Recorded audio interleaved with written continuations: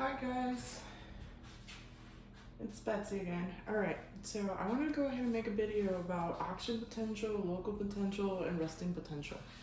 Before I go explaining the action potential in the graph, let's go ahead and look at the overall differences between action potential and local potential.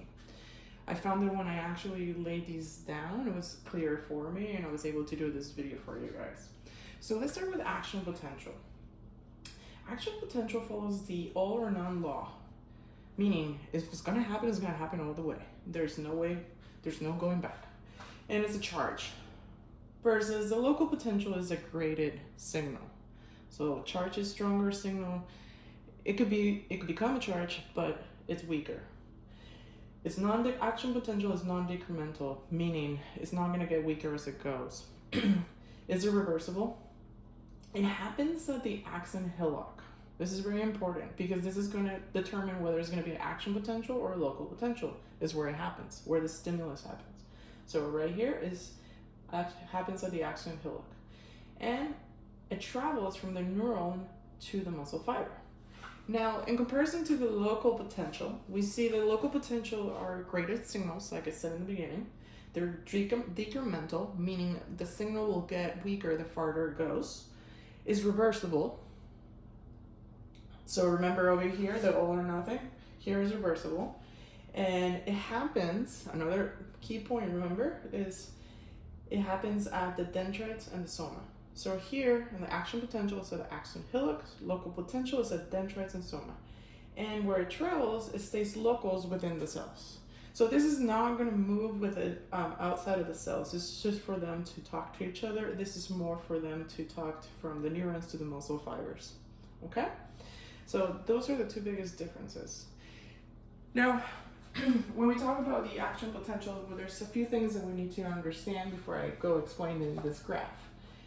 We need to understand the polarization of the membrane. So,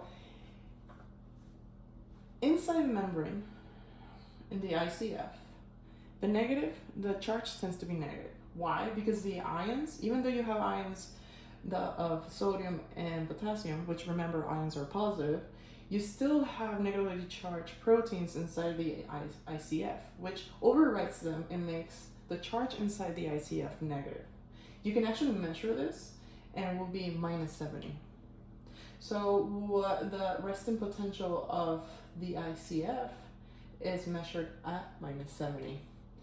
And the ECF is always going to be positive because you have ions like potassium and sodium swimming around. And you're always going to have more sodium outside and less inside the cell. The opposite with potassium. You're going to have more inside the cell and less outside. So when the action potential starts, the stimulus begins. You see we're here at resting potential. That's what resting potential is. This is what, before I move on, this is polarization. When you have a positive outside the cell and the inside of the negative side is polarized, they attract. That allows for the diffusion to go through the gates. So let's go in. Let's go here into this graph.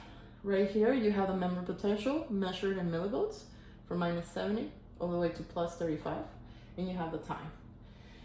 The stimulus begins and it starts going up. And then it hits a threshold. In the action potential, you have a threshold. Local potential, you don't. When it hits the threshold, all the channels are going to automatically open. So it's this rush, super fast. And it goes up, up, up, up, up, up. Depolarization starts. Depolarization is any movement forward to the positive. So we have here depolarization starts, it hits the peak at +35. Here, the sodium channels close and the potassium channels open. So remember, right? There's more sodium outside, less in here, so it kind of wants to go ahead and go in because it goes from high to low all the time. That's diffusion. So here, where the channels open, and then it starts going down. You see the falling phase right here, and that's where repolarization starts. When you start going back to being polarized. And then you go down, down, down, down, down, down, all the way to hyperpolarization. At this point, you have way too many sodiums in here, so the channels of the sodium close, the pumps start working, on the membranes, and it brings it back to the resting potential right here. So every time there's an action potential, it goes like here. So you can see, because of the threshold, once it starts going, you're not going to be able to reverse it, you're not going to be able to stop it, and it's going to be as strong as how it started. That's the action potential.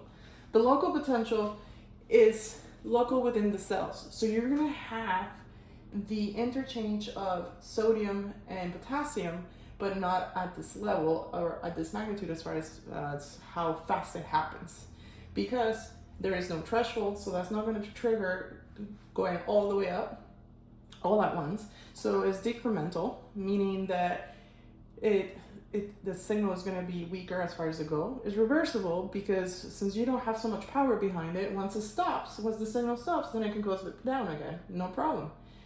And it's graded, meaning sometimes the signal is bigger, sometimes it's not, sometimes it's not. So there you go. This is action potential, local potential, resting potential. Now you know why it's polarized, and depolarization or polarization. Hope you guys enjoyed it. I hope this kind of clears it up. I know it's a tough subject to wrap your mind around. Have a good one, guys.